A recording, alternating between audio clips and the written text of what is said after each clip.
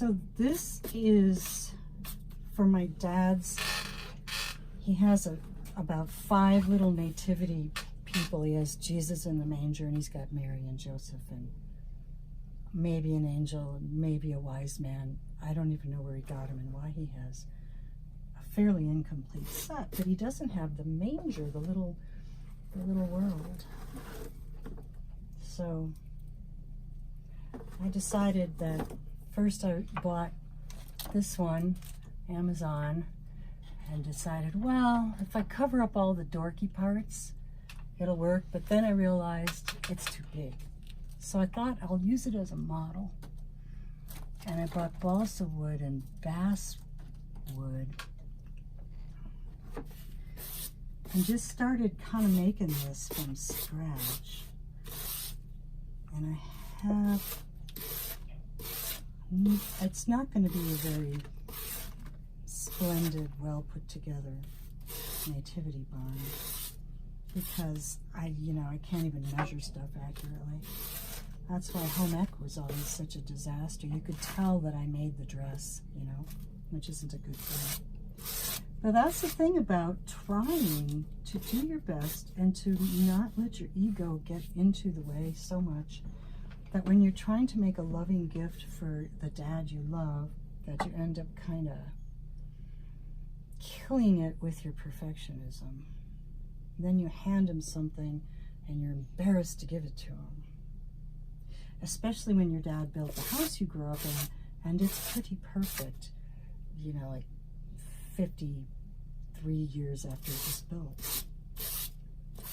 So, self-esteem lessons. That if you think you're going to wait till you're perfect, that's just pride. That's the sin of pride. You'll never get anything done. You'll never get out of the womb. You'll never let yourself love anybody. You'll be so afraid all the time. Like, of course. So I like the phrase, and I think this is a good phrase for dealing with self-esteem. I think it's from Francis Bacon, which is probably not how you say his name, the Enlightenment philosopher, but spelled like Francis Bacon. Francois Bacon, I don't know. Maybe he was a Brit. But I think it was he who said, paraphrase, perfect is the enemy of good. So perfect won't let you get anything done. It won't let you start. It won't let you finish. It'll demoralize you. And when you've done enough of that, you just get real depressed, kind of live in the land of the dead, won't do anything. And why is that a good thing? So I would say we all have to just do shit. We have to putter around, mess around, discover that, oh, that old rotten log I kept in the backyard for 3 years, I didn't really know what I was going to do with it. Well, now I know. I've pulled off these translucent, wonderful cellulose strips from this rotting stuff that I got off an old stump from the inside of it, and I'm brushing off the sort of dirt and attached little bits of bark so that the glue gun will let it stick. But I still don't know. The glue gun might screw it all up, and it might be a disaster anyway. And it's already December, and I got to get it in the mail so that my dad can have a little home. I'm calling it Jesus's first condo for his nativity family.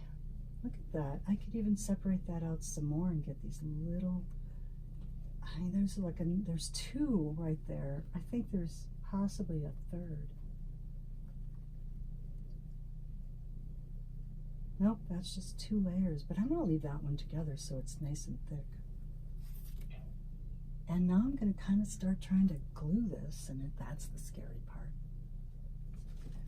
So I think I will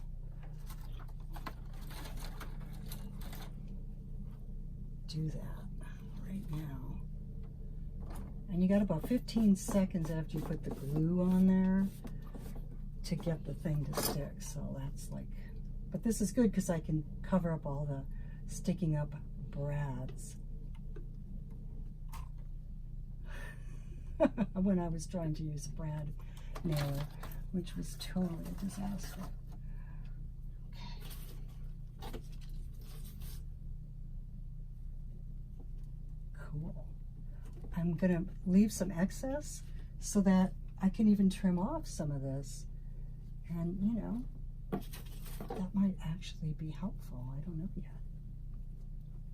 We'll see what happens. We'll see if it sticks.